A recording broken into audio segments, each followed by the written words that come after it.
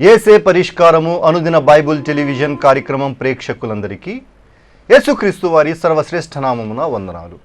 ప్రభువునందు ప్రియా దేవుని బిడ్డలారా, నేటి దినము పాస్టర్ కారుపాటి శ్యాంసాగర్ గారి ద్వారా వచన ధ్యానములుగా మత్తయి సువార్త నుండి మనము ధ్యానము చేసుకుందాము. మీరందరూ బైబిల్తోనూ నోట్బుక్తోనూ సిద్ధపడి ఉంటే గడచిన గురువారము మేము మీకు అందించిన క్విజ్ నెంబర్ 235లోని ప్రశ్నలు, వాటి సమాధానాలు నేను ముందుగా చదువుతానండి. మీరు రాసిన సమాధానాలతో వాటిని సరిపోల్చుకోండి. క్విజ్ నెంబర్ 235 మొదటి ప్రశ్న. 9వ అధ్యాయంలో యేసు చేసిన సూచక క్రియలు ఎన్ని?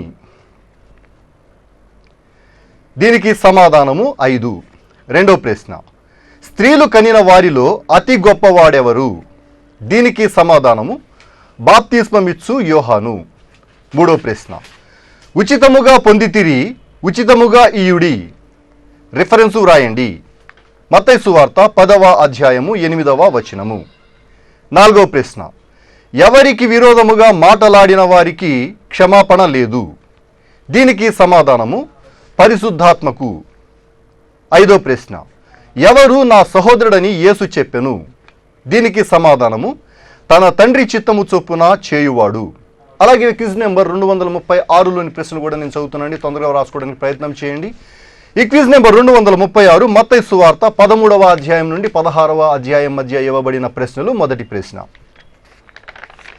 13వ అధ్యాయంలో పరలోక రాజ్యమును గూర్చి యేసు ఎన్ని ఉపమానములు చెప్పెను? 13వ అధ్యాయంలో పరలోక రాజ్యమును గూర్చి యేసు ఎన్ని ఉపమానములు చెప్పెను? రెండవ ప్రశ్న. బాప్తిస్మమిచ్చు యోహానును చంపించిన రాజెవరు?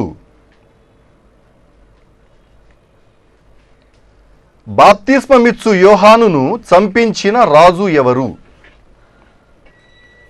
మూడో ప్రశ్న. అమ్మా, నీ విశ్వాసము గొప్పది, నీవు కోరినట్టే నీకు అగును. రిఫరెన్సు రాయండి. అమ్మా, నీ విశ్వాసము గొప్పది, నీవు కోరినట్టే నీకు అగును. రిఫరెన్సు రాయండి. నాలుగో ప్రశ్న. మనుష్యుని అపవిత్రపరుచున్నది ఏది? మనుష్యుని అపవిత్రపరుచున్నది ఏది? ఆఖరి ప్రశ్న, ఐదో ప్రశ్న. నీవు సజీవుడైన దేవుని కుమారుడువైన క్రీస్తువు అని ఎవరు చెప్పిరి? నీవు సజీవుడైన దేవుని కుమారుడవైన క్రీస్తువు అని ఎవరు చెప్పిరి? ఈ 5 ప్రశ్నలకు సరైన సమాధానాలు రాసి వచ్చే మంగళవారంలోగా మాకు పంపించండి. మీ పేరు, అడ్రస్సు రాయటం మర్చిపోకండి. క్విజ్ నెంబర్ 234కు మాకు సమాధానాలు రాసిన వారు ఏలూరు పత్యబాద నుండి పమ్మి హన్నమ్మ, కొత్తగూడెం బైపాస్ సెంటర్ నుండి కండవల్లి వెరోనిక, ఏఆర్ లైన్స్ నుండి వి శిఖామణి, కె సౌజన్య, శాంతినగర్ నుండి M Jayaraj, Thangaraj, Praveen Kumar, Oliva Elizabeth, pension line నుండి ఏఆర్ లారెన్స్ గారి కుటుంబము, ముండూరు నుంచి వి సునీత, లంకపేట నుండి వై ప్రేమ, ఆల్బర్ట్, వినూష, మయూక, తడికలపూడి నుండి మేరుగు సుందర్రావు, జేవియర్ నగర్ నుండి జె జయప్రద, ఆగడాలంక నుండి జె రూతు, చాటపరు నుండి బేతాళ భారతి, బి సుబ్బారావు, శాస్త్రీనగర్ కాలనీ నుండి కొడవలి మోహన్ రావు, తంగెళ్లమూడి నుండి బుల్లా నాగేశ్వరరావు, మంజుల, రాఘవాచారి వీధి నుండి రాచేటి నవనీతం, దార్లా సుకుమారి. మీ అందరికీ ఏసే పరిష్కారము కార్యాలయం తరపున ధన్యవాదాలు తెలియచేసుకుంటూ ఉన్నామండి. మీరందరూ సిద్ధపడి ఉంటే పాస్టర్ కారుపాటి శ్యాంసాగర్ గారు ప్రార్థన చేసి ఈ దినపు వాక్య పరిచర్య చేస్తారు. ప్రభువునందు ప్రియమైన దేవుని బిడ్డలారా, ఈ రాత్రికాలపు వాక్య భాగం కొరకు ప్రార్థన చేసుకుందాం. ఎపిసోడ్ స్పాన్సర్స్ కొరకు ప్రార్థించమని ప్రభు పేరిట నేను మనవి చేస్తున్నాను. ప్రార్థన. మమ్మలను మిక్కిలిగా ప్రేమిస్తున్న మా ప్రియ పరలోకపు తండ్రి, మీ పరిశుద్ధ ఘననామమునకు స్తుతులు చెల్లిస్తున్నాం. ఈ రాత్రికాలం మీ పాదముల చెంతకు చేరి మిమ్మల్ని స్తుతించి ఆరాధిస్తున్నాం. ఘనత, మహిమ, ప్రభావాలు మీరు పొందండి. మా ప్రేక్షకులను వాక్యము చేత ఆశీర్వదించమని మా రక్షకుడైన యేసు ప్రభు పేరిట ప్రార్థిస్తున్నాము తండ్రి. ఆమేన్. ప్రభువునందు ప్రియమైన దేవుని బిడ్డలారా, దయచేసి మీ పరిశుద్ధ బైబిల్ గ్రంథాన్ని తెరిచి మత్తయి సువార్త 9వ అధ్యాయం 4వ వచనం నుండి లేఖనాన్ని గమనించండి. యేసుక్రీస్తు ప్రభువారు కపెర్నహూములో ఉండగా కొందరు మనుషులు ఒక పక్షవాయువు కలిగిన వారిని మోసుకొని వచ్చి ఆయన ఇంటికి తీసుకుని వచ్చారు. ప్రభువు తీసుకుని వచ్చిన వ్యక్తుల విశ్వాసాన్ని చూచి వ్యాధిగ్రస్తుడైన వానితో మాట్లాడుతూ, కుమారుడా, నీ పాపములు క్షమించబడినవి అని చెప్పారు. అది విని శాస్త్రులు పరిచయులు అభ్యంతరపడ్డారు. దేవుడొక్కడే కదా పాపక్షమాపణ ఇచ్చేది, మరి ఇతడు దేవదూషణ చేస్తున్నాడు కదా అని హృదయంలో అనుకుంటుండగా ప్రభువు వారి అంతరంగాన్ని ఎరిగి మాట్లాడుతూ, మీరు ఎలా మీ హృదయంలో దురాలోచనలు చేస్తున్నారు అని చెప్పి ప్రశ్నించారు. అక్కడి వరకు రాత్రికాలం ధ్యానం చేశాం. ఇక 5వ వచనం చూసుకుందాం. నీ పాపములు క్షమించబడి ఉన్నవి అని చెప్పుట సులభమా, లేచి నడువుము అని చెప్పుట సులభమా? చూడండి, 2 ప్రశ్నలు. నీ పాపములు క్షమించబడి ఉన్నవి అని చెప్పుట సులభమా, లేచి నడువుమని చెప్పుట సులభమా? చూడండి, యేసుక్రీస్తు ప్రభు శాస్త్రులను అడుగుతున్నారు, పరిసయ్యులను అడుగుతున్నారు. మతనాయకులకు క్వశ్చన్, ఒక ప్రశ్న వేస్తున్నాడు. ఏమిటట ఆ ప్రశ్న? వ్యాధిలో ఉన్నటువంటి వీనిని స్వస్థత పొందు అని చెప్పటం. ఈ 2 చేసేది ఎవరు? అధికారము కలిగినటువంటి దేవుడు మాత్రమే. పాపములు క్షమించబడును అని చెప్పలేదు, బడినవి పాస్ట్ టెన్స్ వాడాడు. నీవు లేచి నడువుము అని చెప్పటం, నడువుము అని చెప్పుట అన్నప్పుడు ఇది సులభమైందా చెప్పండి? పాపాలు క్షమించబడినవి ఎవరు చెప్పగలరు? దేవుడొక్కడే. ఆయన నరుడుగా వచ్చాడు, ఆయన ప్రభు అయిన యేసుక్రీస్తు. కనుక యేసు యొక్క డివినిటీ, దైవత్వం ఇక్కడ రుజువవుతోంది. ఆయనను పాపములు క్షమించుటకు భూమి మీద మనుష్య కుమారునికి అధికారము కలదని మీరు తెలుసుకోవాలి అని చెప్పి ఆయన పక్షవాయువుగా కంటిన్యూ అవుతుంది సెంటెన్స్. ఇక్కడ ఫుల్ స్టాప్ కాదు అని చెప్పి తర్వాత కామా ఉంది, ఫుల్ స్టాప్ కాదు. అని చెప్పాను అని ఫుల్ స్టాప్ పెట్టేలా అని చెప్పి వారిని చూచి అదే విషయంలో, అదే సమయంలో ఇమీడియట్గా వెంటనే ఆయన డిమాన్స్ట్రేషన్ ఇస్తున్నాడు. పాపములు క్షమించబడినవి మరియు నీవు లేచి నడుచుట. పాపములు క్షమించబడటం అనేది ఇంకో కంటికి తెలియదు. అయితే దాని కంటిన్యూషన్లో చెప్పిన మాట ఏమిటండి?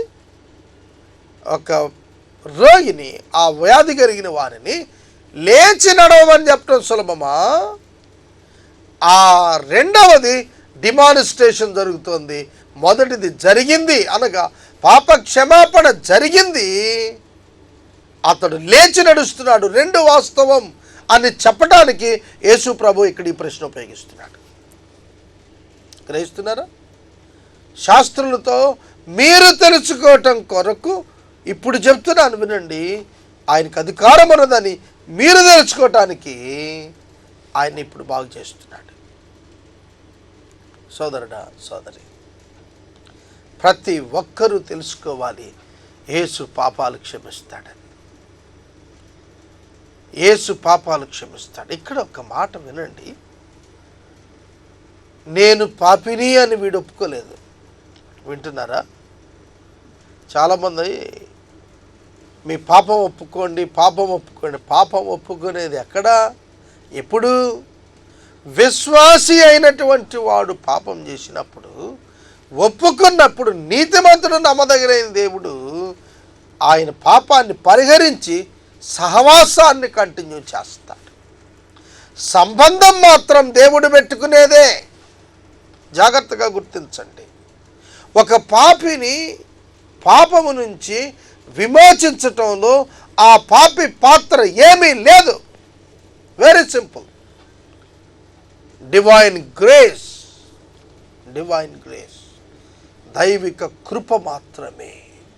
విశేష కనికరము చేత, విశేష కృప చేత మనలను తిరిగి జన్మింపజేసిన అన్నప్పుడు 2 జన్మలు కాదు, ఒకే జీవితంలో నూతన జన్మ అనుభవాన్ని ఇవ్వటం అన్నమాట. కనుక యేసుక్రీస్తు ప్రభువారు ఈ వ్యక్తి యొక్క పాపాన్ని క్షమిస్తున్నాడు. ఏదైతే ఆదాము నుండి సంక్రమించి మరణానికి కారణమైందో ఆ రూట్ ఆఫ్ ద సిన్, దాన్ని ప్రభువారు క్షమిస్తున్నాడు. కుమారుడా, నీ పాపములు క్షమించబడ్డాయి. మానవుడు చేస్తున్న ప్రతి పాపానికి కారణం పాపపు స్వభావం. ప్రాచీన పాపపు స్వభావం విరగగొట్టబడినప్పుడే ఆ వ్యక్తిలో మారు మనసు ఫలితాలు కనిపిస్తాయి. సోదరుడా, సోదరి, ఈ రాత్రి కాలం గుర్తెరుగుతున్నావా? మారు మనస్సు అనే అంశం పైన మిషనరీ మాసపత్రిక ఎడిటర్ గారు ఒక బుక్లెట్ తయారు చేశాడు. ఏసే పరిష్కారం ప్రింటింగ్ ప్రెస్లో దాన్ని కంపైల్ చేస్తున్నాడు. ప్రూఫ్ నాకు ఇచ్చి చదవమన్నాడు. దాన్ని నేను చదివాను. చాలా డీటెయిల్డ్గా ఇంచుమించు ఒక 60 పేజీల పుస్తకం వస్తుంది. మారు మనస్సు, పశ్చాత్తాపము, రిపెంటెన్స్ అంటే ఏంటనేది చాలా అద్భుతంగా రాశాడు రచయిత. దాన్ని ప్రియమైన దేవుని బిడ్డలారా, మారు మనస్సు దైవచిత్తానుకూలమైన దుఃఖం, రక్షణార్థమైన మారు మనసును ముట్టిస్తుంది. కనుక ఈ వ్యక్తి యొక్క పాపం క్షమించటంలో ఆయన తన కృప చొప్పున క్షమిస్తున్నాడు. దీనికి ఇంకొకళ్ళ ప్రమేయం ఏమీ లేదు. సోదరుడా, సోదరి, వారి విశ్వాసాన్ని బట్టి ఇతనికి క్షమాపణ రాదు, ఇతనికి స్వస్థత వచ్చింది, అంతవరకు ఓకే, అంతవరకు సరిపోతుంది. వారి విశ్వాసాన్ని బట్టి వీడికి క్షమాపణ కాదు, ఇతనిని కనికరించి, ఇతనిని కృప చూపించి, ఇతనికి వ్యక్తిగతంగా రక్షణ అనగా పాపక్షమాపణ ప్రభువిస్తున్నాడు. సోదరుడా, సోదరి, దేవుని యొక్క వాక్యాన్ని జాగ్రత్తగా అర్థం చేసుకోండి. ఈ భేదం తెలుసుకోకపోతే, రక్షణ విషయంలో మానవుని పాత్ర లేదు అనేది తెలుసుకోకపోతే కృప యొక్క విస్తీర్ణత ఏంటో నీకు అర్థం కాదు. దేవుని యొక్క వాక్యములో అత్యధిక కృప, రక్షణ కృప చేతనే, but it applies through the faith. అది విశ్వాసము ద్వారా అప్లై చేయబడుతుంది, అనుగ్రహించబడుతుంది. విశ్వసించిన వానికి కృప ద్వారా రక్షణ ఇవ్వబడుతుంది. మీరు విశ్వాసము చేత కృప ద్వారానే, కృప ద్వారా రక్షణ. కానీ ఇక్కడ ఈ వ్యక్తికి కృప ద్వారా ఇవ్వబడుతున్న పాపక్షమాపణ విశ్వాసము చేత అనుగ్రహించబడుతున్న స్వస్థత ఇతని జీవితంలో జరుగునట్లుగా ప్రభు అక్కడ కార్యం చేస్తున్నాడు. ప్రొఫిసియేషన్ అంట. క్రీస్తు శిలువలో చేసిన కార్యం అదే. కరుణాధారంగా ఆయన బయలుపరచబడ్డాడని మనం తెలుసుకుందాం ఈ రాత్రి కాలం. సోదరుడా, సోదరి, మీరు తెలుసుకోవాలని చెప్పి ఆయన పక్షవాయువు కలిగిన వారిని చూచి, నీవు లేచి నీ మంచం ఎత్తుకొని నీ ఇంటికి పొమ్మని చెప్పగా, చూడండి, నీ ఇంటికి పొమ్మని, బయటికి పో అనలేదు ప్రభు, నీ ఇంటికి వెళ్ళయ్యా అన్నాడు. అంటే యేసు ఉన్నటువంటి ఇంటికి వాడింటికి మధ్యన వాడిని మోసుకొస్తున్నప్పుడు వాడు మార్గాన్ని చూస్తూనే ఉన్నాడు. ఎక్కడ తీసుకొస్తున్నారు, ఏ మార్గం తెస్తున్నారు ఐడెంటిఫై చేస్తున్నాడు.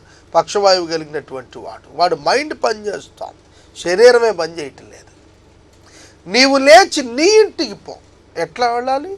నీ పరుపెత్తుకొని. నువ్వు మంచం ఎత్తుకొని అని ఉంది ఇక్కడ. వాస్తవంగా మనం అనుకునే కాట్ కాదు, ఇది పరుపు.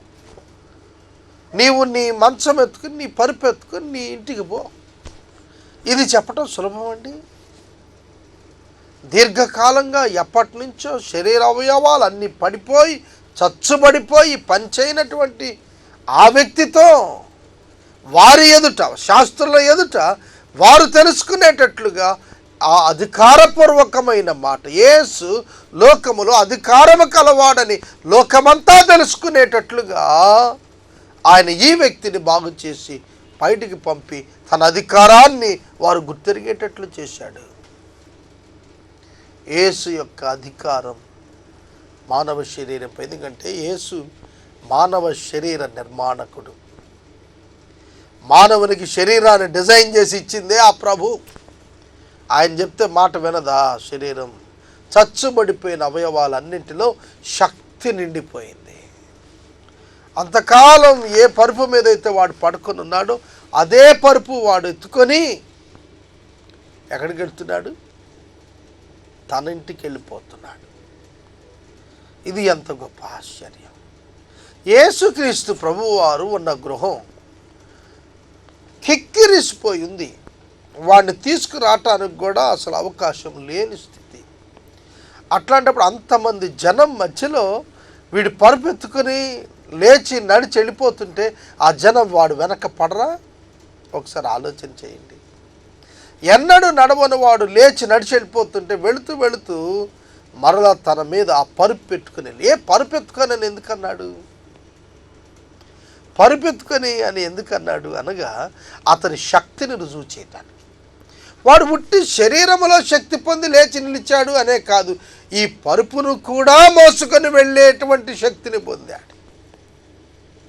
ఊరికే లేచి నిలబట్టం కాదు. మనం వైద్యుల దగ్గరికి వెళ్తాం, వైద్యం అయిపోయిన తర్వాత హాస్పిటల్ నుంచి డిశ్చార్జ్ చేసేటప్పుడు ఏదైనా బరువు నెత్తిని పెట్టి తీసుకుపోమని ఏ డాక్టర్ అయినా చెప్తాడు?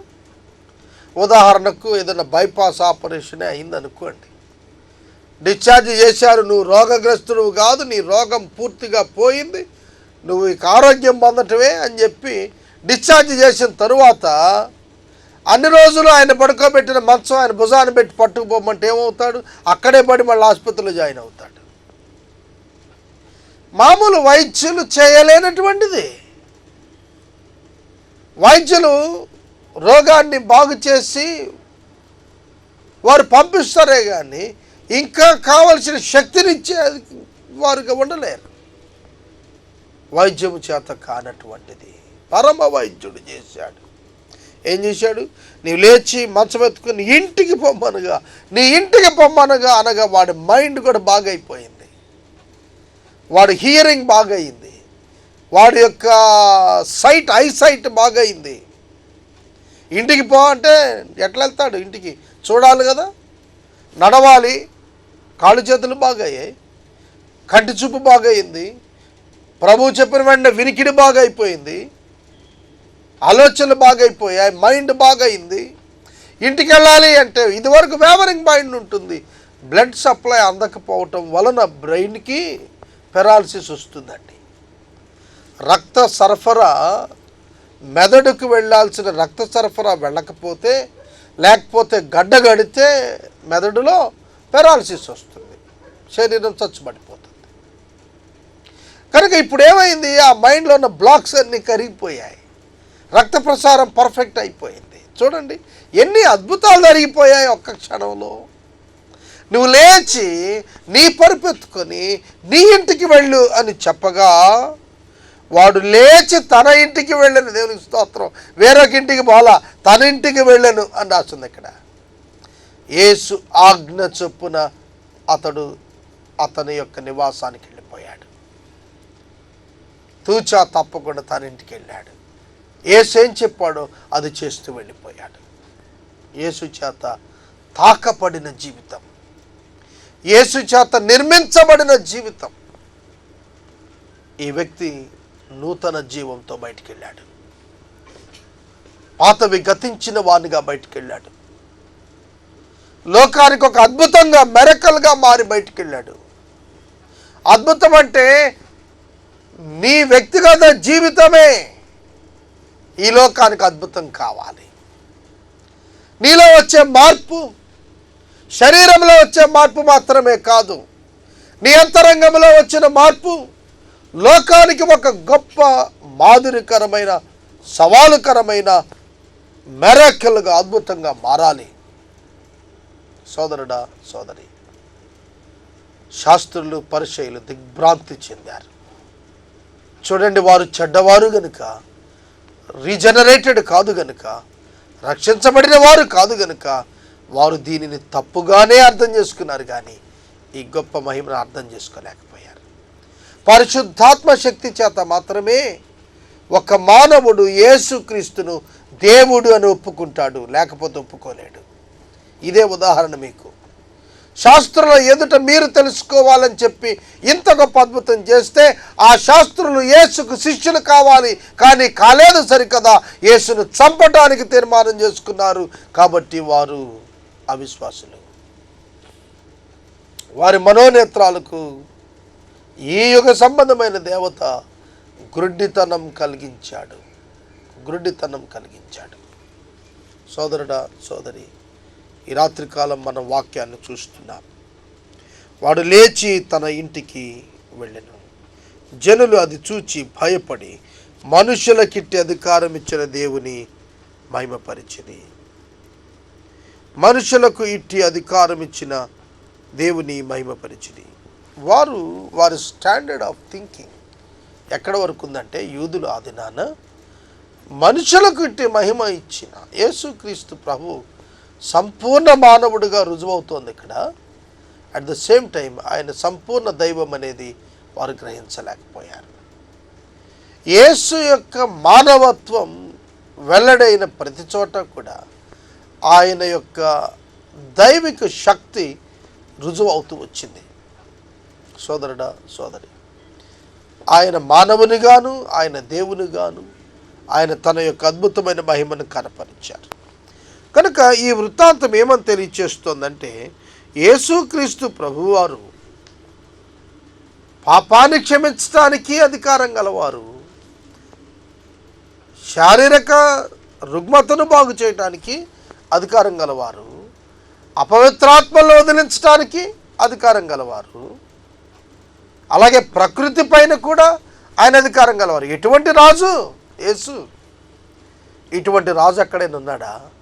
మనం ఎన్నుకుంటాం 5 సంవత్సరాల కొరకు ఒక ప్రధానిని, ఒక ముఖ్యమంత్రిని. వీళ్ళకి అధికారాలు ఉన్నాయా? వీళ్ళు మానవులు అంతే. రాజులు ఉన్నారు, వాళ్ళకి అధికారాలు ఉన్నాయా? ప్రకృతిపై, దురాత్మలపై, అనారోగ్యంపై అధికారం కలిగిన రాజు ఎక్కడ ఉంటాడండి? అందుకే ఈయన రాజులకు రాజు, ప్రభువులకు ప్రభువు.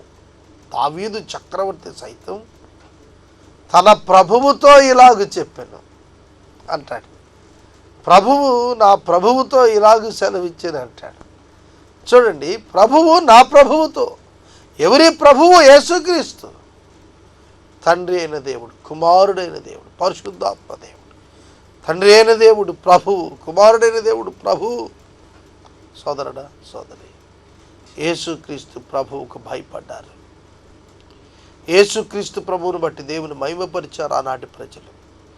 కొంతమంది అంటున్నారు ఈ దినాల్లో, ఇప్పటి కాలంలో, యేసుక్రీస్తు ప్రభు ఆ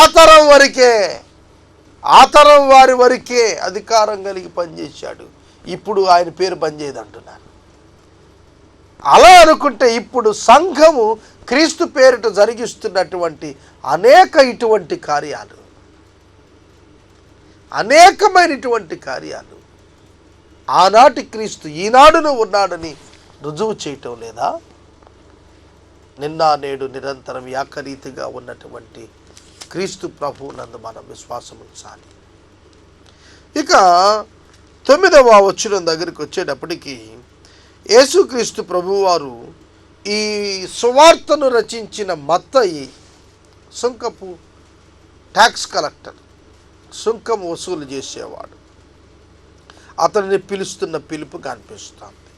యేసు అక్కడ నుండి వెళ్ళుచు సుంకపు మెట్టు నొద్ద కూర్చుండి ఉన్న మత్తయి అను ఒక మనుషుని చూచి నన్ను వెంబడించుమని అతనితో చెప్పగా అతడు లేచి ఆయనను వెంబడించాను.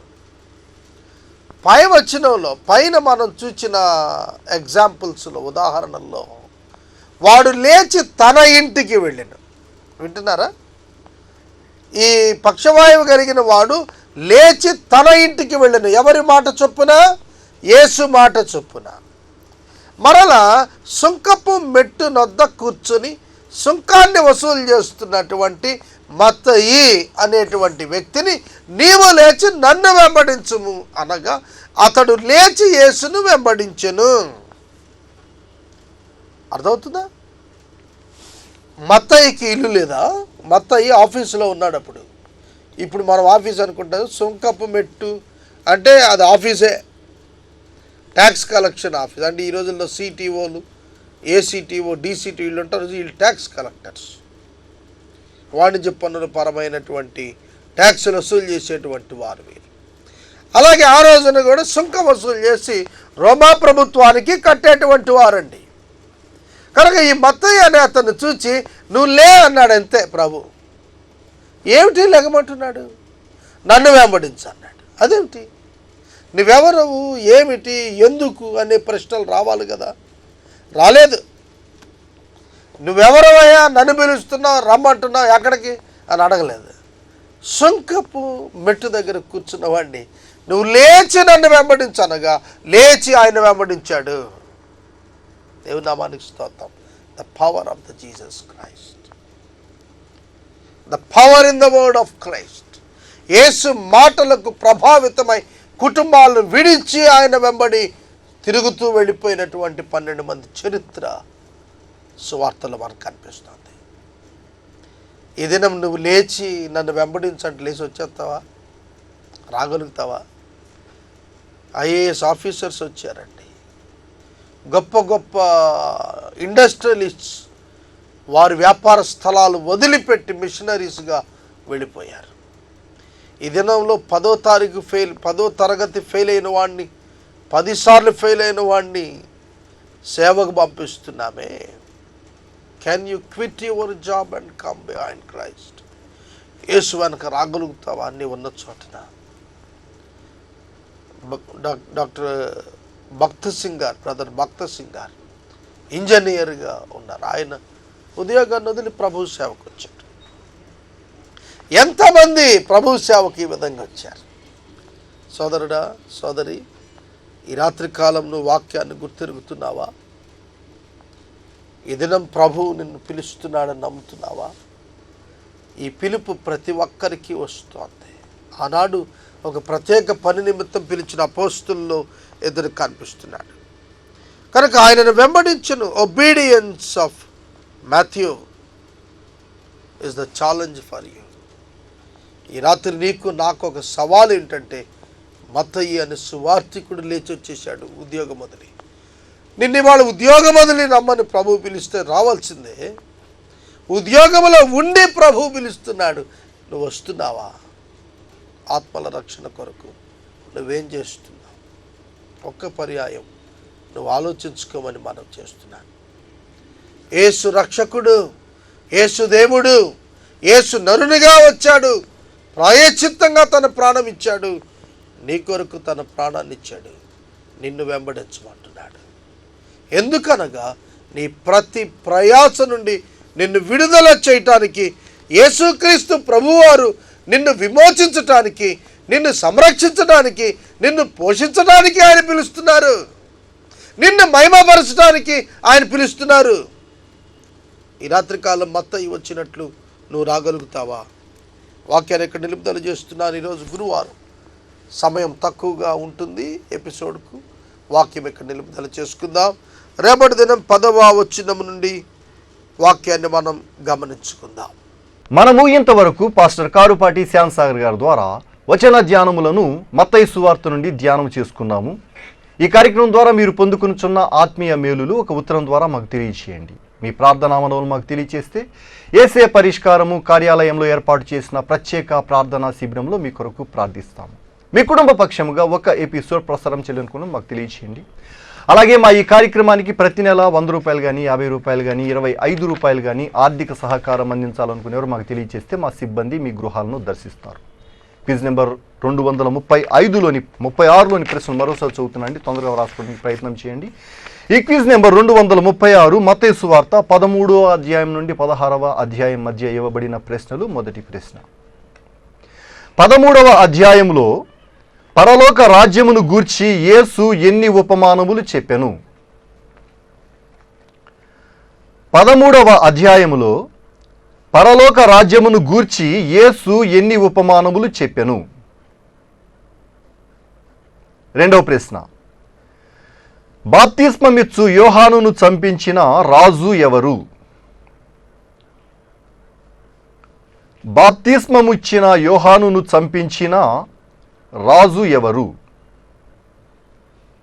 మూడో ప్రశ్న, అమ్మా నీ విశ్వాసము గొప్పది, నీవు కోరినట్టే నీకు అగును. రిఫరెన్సు వ్రాయండి. అమ్మా నీ విశ్వాసము గొప్పది, నీవు కోరినట్టే నీకు అగును. రిఫరెన్సు వ్రాయండి. నాలుగో ప్రశ్న, మనుష్యుని అపవిత్రపరుచున్నది ఏది? మనుష్యుని అపవిత్రపరుచున్నది ఏది? ఐదో ప్రశ్న, ఆఖరి ప్రశ్న, నీవు సజీవుడైన దేవుని కుమారుడవైన క్రీస్తువు అని ఎవరు చెప్పిరి? నీవు సజీవుడైన దేవుని కుమారుడవైన క్రీస్తువు అని ఎవరు చెప్పిరి? ఈ 5 ప్రశ్నలకు సరైన సమాధానాలు రాసి వచ్చే మంగళవారంలోగా మా కార్యాలయానికి పంపించండి. మీ పేరు, అడ్రస్సు రాయటం మర్చిపోకండి. ముగింపు ప్రార్థన ఆశీర్వాదాలతో ఈ కార్యక్రమాన్ని ముగించుకుందాం. ప్రార్థన చేసుకుందాం. దయచేసి తలలు వంచండి, ప్రార్థనలో ఏకీభవించండి. మమ్మలను మిక్కిలుగా ప్రేమిస్తున్న మా ప్రియ పరలోకపు తండ్రి, మీకు స్తోత్రాలు నాయనా. ఈ రాత్రి కాలం మీ పాదాల చెంతకు వచ్చాం. మిమ్మల్ని స్తుతిస్తూ ఆరాధిస్తూ ప్రార్థిస్తున్నాం. మత్తయ్య చూపిన విధేయత మా జీవితాలకి మనం వేడుకుంటున్నాం. ఘనత, మహిమ, ప్రభావాలు మీరు పొందినట్లు మా ఈ ప్రేక్షకులను దీవించండి. అనారోగ్యంతో ఉన్న వారికి ఆరోగ్యం దయచేయండి. ఘనత, మహిమ, ప్రభావాలు మీరు పొందండి. యేసు ప్రభు పేరిట ప్రార్థిస్తున్నాము తండ్రి, ఆమేన్. మన తండ్రి అయిన దేవుని ప్రేమ, కుమారుడైన యేసుక్రీస్తు వారి యొక్క కృప, పరిశుద్ధాత్మ దేవుని యొక్క అన్యోన్య సహవాసము సదాకాలము మనకందరికీ తోడై ఉండునుగాక. ఆమేన్.